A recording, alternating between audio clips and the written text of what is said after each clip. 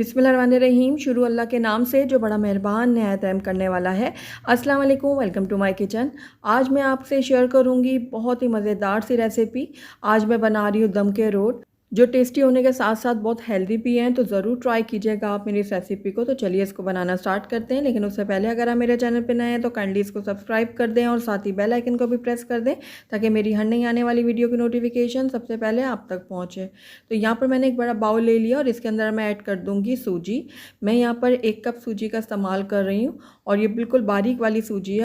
अगर आपके पास मोटी वाली सूजी है तो कोई बात नहीं है, आप वो भी इस्तेमाल कर सकते हैं। तो ये 1 कप सूजी मैंने इस बाउल में डाल दी है। अब साथ ही इसके अंदर मैं डाल दूँगी 1/4 कप के बराबर मैदा। अगर आप ज़्यादा हेल्दी बनाना चाहते हैं तो आप इसकी जगह गेहूँ का आटा भी डाल सकते हैं। और साथ ही यहाँ पर 1/2 कप मैंने ले लिए पिसी हुई चीनी। सिंपली मैंने इसको ग्राइंडर में डाल के ग्राइंड कर लिया था। और 1/2 टीस्पून इसके अंदर मैं डालूँगी पिसी हुई इलायची। तो इलायची पाउडर भी मैंने इसमें डाल दिया। ये थोड़े से मेरे पास नट्स हैं ग्राइंड किए हुए, पिस्ते और बादाम। ये ऑप्शनल है, अगर आप डालना चाहते हैं तो डाल दें, वरना आप स्किप कर सकते हैं इसको। और साथ ही इसके अंदर मैं ऐड कर दूँगी खसखस। ये 1 टीस्पून मैंने इसके अंदर ऐड किए। अब इसके अंदर मैं 2 से 3 ड्रॉप डाल दूँगी केरवा वाटर। ये ज़्यादा हमने नहीं डालना, बस 2 से 3 ड्रॉप ही डालेंगे। बाज़ार से जो ये रोट मिलते हैं वो ज़रूर इसमें डालते हैं ये केवड़ा वाटर, उससे बहुत अच्छी सी खुशबू आती है इसमें। और साथ ही इसके अंदर 1 अदद मैं अंडा शामिल कर रही हूँ। अगर आप अंडा नहीं डालना चाहते तो इसकी जगह आप 2 चुटकी मीठा सोडा भी डाल सकते हैं। तो वो अंडा स्किप करके आप वो डाल दीजिएगा। और साथ ही इसके अंदर अब मैं ऐड कर दूँगी बिल्कुल 2 चुटकी के बराबर नमक। नमक ऐड करने के बाद इसके अंदर मैं ऐड करूँगी घी। मैं यहाँ पर बनास्पति घी का इस्तेमाल कर रही हूँ, आप चाहें तो देसी घी का भी इस्तेमाल कर सकते हैं। ये मैं 1/4 कप इसमें ऐड कर रही हूँ। और घी को पिघला हुआ नहीं होना चाहिए, जिस तरीके से मैंने डाला है वैसे ही होना चाहिए घी को। अब सारी चीज़ों को मैं बहुत अच्छे से मिक्स करूँगी। आप चाहें तो हाथों का भी इस्तेमाल कर सकते हैं। बहुत अच्छे से हमने सूजी को मिक्स करना है तमाम चीज़ों के साथ। तो अब यहाँ पर मैंने 1/4 कप नीम गर्म पानी ले लिया है। आप चाहें तो इसकी जगह दूध का भी इस्तेमाल कर सकते हैं, लेकिन फिर अगर आपको ज़्यादा दिनों के लिए रखते हैं ये रोट, तो फिर आप पानी का इस्तेमाल करें। दूध से बहुत ज़्यादा ये नहीं चल पाएंगे, तो इसलिए मैं यहाँ पर पानी का इस्तेमाल कर रही हूँ। पानी को नीम गर्म होना चाहिए। तो बस इसको भी मैं अच्छे से मिक्स कर लूँगी। 1/4 कप मैंने पानी लिया था। तो अंडा मैंने इसमें डाला है, वो भी थोड़ा लिक्विड होता है, तो इसलिए मैंने पानी 1/4 पूरा नहीं डाला इसमें, थोड़ा सा बचा लिया था। लेकिन अगर आप मीठे सोडे का इस्तेमाल करें तो आप 1/4 ही इसमें ऐड कर दीजिएगा। तो बस अब इसको मैं कवर करूँगी और आधे से 1 घंटे के लिए इसको रख दूँगी रेस्ट के लिए।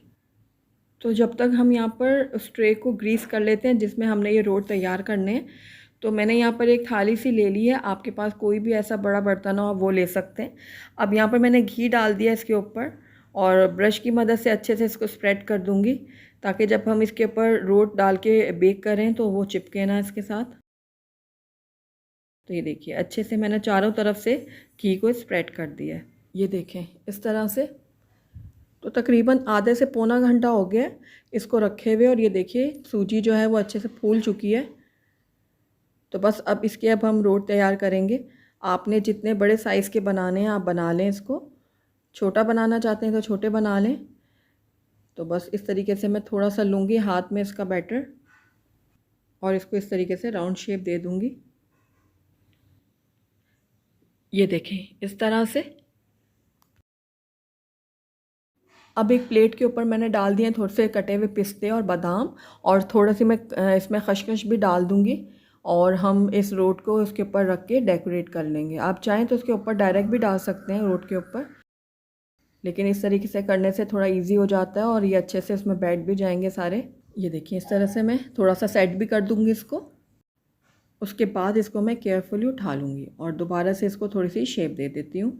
तो बस बाकी के रोट को भी मैं इसी तरह से तैयार कर लूँगी और उसके बाद मैं इनको बेक कर लूँगी।